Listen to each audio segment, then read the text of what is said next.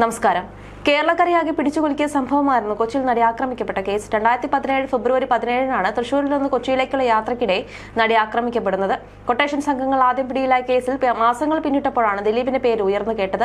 പിന്നാലെ നടനെ അറസ്റ്റും രേഖപ്പെടുത്തിയിരുന്നു. 88 ദിവസങ്ങളോളം ജയിലിൽ കഴിഞ്ഞതിനു ശേഷമാണ് നടൻ ദിലീപ് ജാമ്യം ലഭിച്ചത്. കർശന വ്യവസ്ഥകളോടെയായിരുന്നു ഹൈക്കോടതി ജാമ്യം നൽകിയത്. ഇപ്പോൾ അന്തിമ വിധി പറയാനായി കേസ് മാറ്റിയിരിക്കുകയാണ്.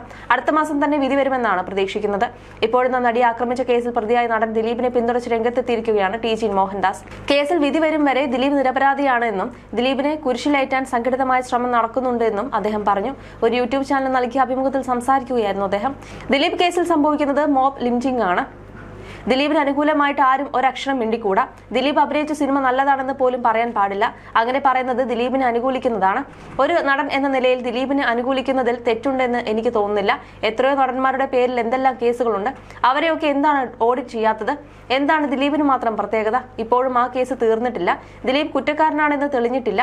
നമ്മുടെ നിയമത്തിന്റെ അടിസ്ഥാന തത്വം വെച്ചിട്ട് കുറ്റക്കാരനാണ് എന്ന് കോടതി വിധിക്കുന്നത് വരെ ഒരാൾ നിരപരാധിയാണ്. ഇന്നസെന്റ് ടിൽ പ്രൂവൻ ഗിൽറ്റി എന്നാണ്. ഇനി അതിന്റെ നിയമപരമായ വിലയിരുത്തലുകളിലേക്കൊന്നും പോകേണ്ട. ഒരു കേസ് കേൾക്കുമ്പോൾ നമുക്കതിൽ ചില ന്യായങ്ങൾ തോന്നും. അതനുസരിച്ച് ഞാൻ പറയും പുള്ളി അങ്ങനെ കുഴപ്പക്കാരനാണ് എന്ന് എനിക്ക് തോന്നുന്നില്ല എന്ന്. ഇത് നമ്മുടെ ഒരു വിലയിരുത്തലാണ്. ഇത് വെച്ചിട്ടേ പബ്ലിക്കിനും പെരുമാറാൻ പറ്റുകയുള്ളൂ. അല്ലാതെ കോടതി നടപടികൾ, സാക്ഷിമൊഴികൾ ഒക്കെ വരട്ടെ എന്നിട്ട് ഞാൻ അഭിപ്രായം വരാം എന്നതിനൊന്നും ആൾക്കാർ കാത്തിരിക്കില്ല. സാമാന്യ ജനങ്ങൾക്ക് ഒരു അഭിപ്രായം കൊടുക്കണം. ആ അഭിപ്രായം രണ്ട് വശത്തും ഉണ്ടാകാം. അതിനുവേണ്ടി ചിലപ്പോൾ മനഃപൂർവ്വമായ ശ്രമം നടക്കും. സിനിമാ നടനും നടിയും ആയതിനാൽ രണ്ട് വശത്തും അഭിപ്രായ രൂപീകരണം നടക്കും. അതിൽ തെറ്റെന്താണ്? എനിക്ക് ഈ കേസിന്റെ തുടക്കം മുതൽ തോന്നിയത് ദിലീപ് നിരപരാധിയാണ് എന്നാണ്. ഇത് ഞാൻ ആദ്യമായി പറയുന്നതല്ല. കേസ് തുടങ്ങിയപ്പോൾ തൊട്ട് ഞാൻ പറയുന്നതാണിത്. ഈ കേസിന്റെ തുടക്കത്തിൽ തന്നെ വിനു വി ജോണും വേണു ബാലകൃഷ്ണനുമൊക്കെ വലിയ തെറ്റ് കാണിച്ചു. അവർ നടി ആക്രമിച്ച കേസിന്റെ വാർത്ത വായിക്കുകയാണ്. അവർ ഹാഫ് സ്ക്രീനിൽ ദിലീപ് അഭിനയിച്ച സിനിമകളുടെ വിഷ്വൽ കാണിച്ചു.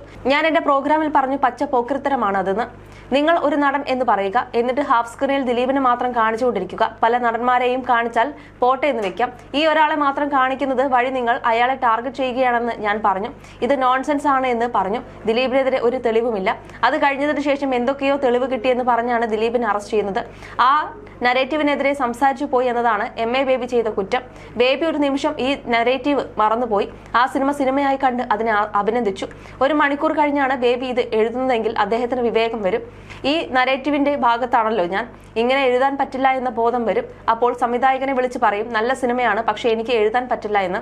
ആ വിവേകം ഉദിക്കുന്നതിന് മുൻപേ വന്ന സ്വാഭാവിക പ്രതികരണമാണ് ബേബിയിൽ നിന്നും വന്നത്. അതുകൊണ്ടാണ് പുള്ളി എങ്ങും തൊടാതെ വിശദീകരണം നൽകിയത്. അല്ലെങ്കിൽ ഇദ്ദേഹത്തെ ഉപദ്രവിച്ച് ആ ഗ്രൂപ്പിലേക്ക് ആക്കുമെന്നും അദ്ദേഹം പറഞ്ഞു. മാത്രമല്ല ഈ കേസ് തീരരുത് എന്ന് ഈ കേസിലെ വാദിക്ക് ഒരു വാശിയുള്ളതുപോലെ തോന്നിയിട്ടുണ്ടെന്നും അദ്ദേഹം പറഞ്ഞു. ഓരോ കാര്യത്തിലും ഹൈക്കോടതി ചലഞ്ച് ചെയ്യുകയാണ്. അപ്പോൾ ദിലീപും ചലഞ്ച് ചെയ്യും. കാരണം നിങ്ങൾ ചെയ്യുമ്പോൾ അദ്ദേഹത്തിന് കൗണ്ടർ ചെയ്യേണ്ടി വരും. അങ്ങേരുടെ രക്ഷ അങ്ങേര് നോക്കണ്ടേ? വാസ്തവത്തിൽ ഈ കേസ് തീരാതിരിക്കുന്നത് വാദിയുടെ ഭാഗത്തു നിന്നുള്ള നിരന്തരമായ ഉടക്കുകൊണ്ടാണ്. അല്ലെങ്കിൽ എപ്പോഴോ തീരേണ്ട ഒരു കേസാണ്. ഈ കേസ് ഇങ്ങനെ നിലനിർത്തി എപ്പോഴും ദിലീപിനെ സംശയത്തിന് നിഴലിൽ നിർത്താൻ സംഘടിതമായ ഒരു ശ്രമം കേരളത്തിൽ പലരും ചെയ്യുന്നുണ്ട്. കാരണം അവർ നേരത്തെ തീരുമാനിച്ചിട്ടുണ്ട് ദിലീപ് കുറ്റക്കാരനാണെന്ന്. അത് എങ്ങനെ തീരുമാനിച്ചു എന്ന് എനിക്ക് മനസ്സിലാകുന്നില്ല. അവരുടെ പേര് പറഞ്ഞാൽ കുറ്റമാണ്. പക്ഷെ അവർ സ്വയം പേര് പറയുകയും വനിതയിൽ അഭിമുഖം കൊടുക്കുകയും മുഖചിത്രമായിട്ട് അവർ വരികയും ചെയ്തു. ഇതെല്ലാം കേരളത്തിൽ നടന്നു. അവരുടെ പേര് ഓർമ്മയില്ലാതെ വയോവൃദ്ധനായ SN സ്വാമി പറഞ്ഞു എന്ന പേരിൽ അദ്ദേഹത്തിനെതിരെ കേസെടുത്തു. ഇത്ര പ്രശസ്തയായ നടിയായതിനാൽ പേര് പറഞ്ഞു പോകും. എന്തെല്ലാം ദ്രോഹങ്ങൾ ചെയ്തു ഈ ആക്രമണത്തിന്റെ പേരിൽ. ഈ കേസിൽ ദിലീപിന്റെ ഭാഗം കറക്റ്റായി വാദിക്കുന്ന വക്കീലന്മാരെ ഒരു ചാനലും ചർച്ചയ്ക്ക് വിളിച്ചിട്ടില്ല. എതിരായിട്ടുള്ള വക്കീലന്മാരെയാണ് എപ്പോഴും വിളിക്കുന്നത്. ഇപ്പുറത്ത് സാധാരണ മനുഷ്യരും. വക്കീലിന് മുൻപിൽ സാധാരണ മനുഷ്യർ തോറ്റുപോകും. അപ്പോൾ ദിലീപ് കുറ്റക്കാരനാകും. ഈ ടെക്നിക്കാണ് ഇപ്പോഴും പ്രയോഗിക്കുന്നത്. ഇതിനകത്ത് വലിയ ഇടപെടൽ നടത്തിയ നടൻ സിദ്ദീഖാണ്. സിദ്ദീഖ് ജയിലിൽ പോയി ദിലീപിനെ കണ്ടു. മനോരമയിലെ ഷാനിക്ക് വലിയ ദേഷ്യം വന്നു. മനോരമ കോൺക്ലേവിൽ സിദ്ദീഖ് വന്നിരുന്നു. അപ്പോൾ ഷാനി പറഞ്ഞു നിങ്ങൾ സ്ത്രീ പീഡനത്തിൽ പ്രതിയായ ഒരാളെ ജയിലിൽ പോയി കണ്ടില്ലേ എന്ന്. സിദ്ദീഖ് തിരിച്ചു ചോദിച്ചു സ്ത്രീ പീഡനത്തിൽ പ്രതിയായ ഒരാളെ നിങ്ങൾ എഴുന്നള്ളിച്ചു കൊണ്ട് നടക്കുന്നില്ലേ? അദ്ദേഹത്തിന്റെ പേര് ശശി തരൂർ എന്നാണ്. അദ്ദേഹത്തിന്റെ ഭാര്യ മരിച്ച കേസ് നടന്നുകൊണ്ടിരിക്കുകയാണ്. അങ്ങേർക്ക് എന്താണ് ഒരു കുഴപ്പമില്ലാത്തതെന്ന് ചോദിച്ചു. ഇത്രയും കടുപ്പമുള്ള ഒരു അടി അതും ഷാനി പ്രഭാകരന് കിട്ടി ഞാൻ കണ്ടിട്ടില്ല. ഞാൻ ഓർത്തത് അവർ അത് കട്ട് ചെയ്ത് യൂട്യൂബിൽ ഇടുമെന്നാണ്. പക്ഷേ കട്ട് ചെയ്ത് ഇട്ട് കഴിഞ്ഞാൽ അതിലും വലിയ ബഹളമാകും എന്ന് കരുതിയാകും അങ്ങനെ ചെയ്യാതിരുന്നത്. ജയിലിൽ പോയി കണ്ടു എന്ന് കുറ്റം സിദ്ദീഖ് മാത്രമല്ല ചെയ്തത്, KPC ലളിതയും പോയി. അവർ പറഞ്ഞു എനിക്ക് ആ ചെറുക്കനെ അറിയാം, കേസ് എന്തുമായി കൊള്ളട്ടെ. അവൻ ജയിലിൽ പോയി എന്നറിഞ്ഞപ്പോൾ ഞാൻ 5-6 മാങ്ങയും ആപ്പിളും ഒക്കെ വാങ്ങി അവന് കൊണ്ടുകൊടുത്തു.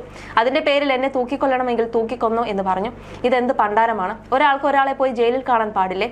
അതേസമയം ഇവരൊക്കെ യാക്കൂബ് മേമന് വേണ്ടി വലിയ കാര്യങ്ങൾ പറയും. അതെന്ത് ന്യായമാണ്? കുറ്റമാണ്. ദിലീപിനെ ഇപ്പോൾ തൂക്കിക്കൊല്ലണം, വിചാരണ പോലും വേണ്ട, ഇപ്പോൾ തന്നെ തൂക്കിക്കൊള്ളണം എന്നാണ് പറയുന്നത്. ഇത് അനുവദിച്ചു കൊടുക്കാൻ പറ്റില്ല. കേസിന്റെ ഔട്ടകം എന്തുമായിക്കോട്ടെ. അത് നിൽക്കുമ്പോൾ തന്നെ ഒരു മനുഷ്യനെ ഇങ്ങനെ ഉപദ്രവിച്ച് അദ്ദേഹത്തിന്റെ ഭാവി നശിപ്പിക്കാൻ മാത്രം ഒന്നും പറ്റില്ല.